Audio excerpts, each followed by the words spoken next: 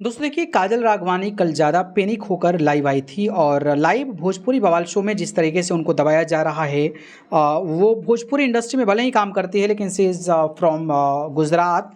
तो उनको लोग जो है बाहरी बाहरी बाहरी करके चिढ़ा रहे हैं और किस तरीके की हरकतें खास करके निरहुआ और आम्रपाली कर रहे हैं, इसके बारे में तो आपको पता ही होगा। और कल इस मामले को लेकर लाइव भी आई थी और लाइव आकर जिस तरीके से लताड़ लगाई दोनों को, मुझे नहीं लगता है कि भोजपुरी इंडस्ट्री में किसी और ने इस तरीके की लताड़ दिनेश लाल यादव निरहुआ और आम्रपाली दुबे को लताड़ी है। मतलब ऐसा मैंने नहीं देखा किसी को बोलते हुए। उनके रिश्तों को लेकर, निरहुआ की वाइफ को लेकर, निरहुआ के इलेक्शंस को लेकर, एक साथ काम करने को लेकर, फिल्म से बाहर निकलवाने को लेकर तमाम तरीके के गंभीर गंभीर गंभीर आरोप जो है काजल राघवानी ने लगाया है। इस कड़ी में लाइव तो वायरल हो ही रहा है। इस कड़ी में एक पोस्ट आया है जो भोजपुरी इंडस्ट्री के लोगों को झकझोर दे रहा है और खास करके निरहुआ और आम्रपाली पर उन्होंने निशाना साधा है।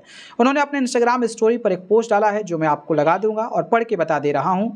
लिखा गया है कि मैं गुजराती हूँ, मैं आउटसाइडर हूँ, मैं रो रो कर काम मांगती हूँ और सिंपैथी ले रही हूँ ऑडियंस से। ये जितना मैंने नहीं बोला उससे ज़्यादा मुझे सुनाया गया और फील करवाया गया इन कुछ दिनों में, उसके लिए।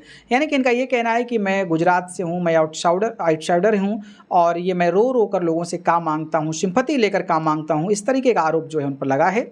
बस इतना ही कहूँगी कि अगर मैंने कहीं बोला है तो ये कहाँ है, ये मेरी कर्म भूमि है और मैं हमेशा शुक्रिया करूंगी इस इंडस्ट्री का और उन जनता का जिसने मुझे इतना प्यार देके यहाँ तक पहुँचाया और लगता है कि मैं यहीं की हूँ।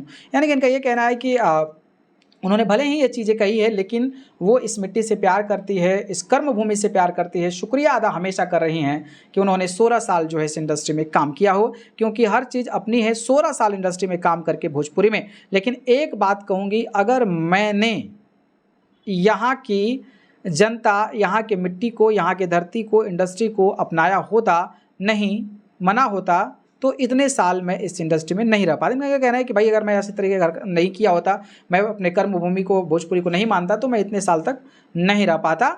ना कोई मुझे वर्क देता तो मुझे ये सुनाना बंद करिए कि मैं गुजराती हूँ, आउटसाइडर की विक्टिम कार्ड प्ले कर रही हूँ, सिंपैथी गेन करके काम ले रही हूँ और रो रो के, वो भी मैं तो नहीं मान रही हूँ, बट मुझे ये अब फील करवाया है जो ज़रूर रहा है क्योंकि आप लोग यूपी बिहार से हैं।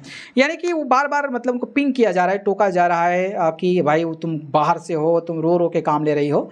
तो इस पर जो है सफाई जो है काजल राघवानी ने दिया है और बताया है कि मैं इस मिट्टी से प्यार करती हूँ और शायद इसीलिए मैं जो है इतने दिन तक टिकी हुई हूँ इस इंडस्ट्री में और इस इंडस्ट्री के लोग मुझे काम देते हैं और लोग जो है मेरा साथ देते हैं।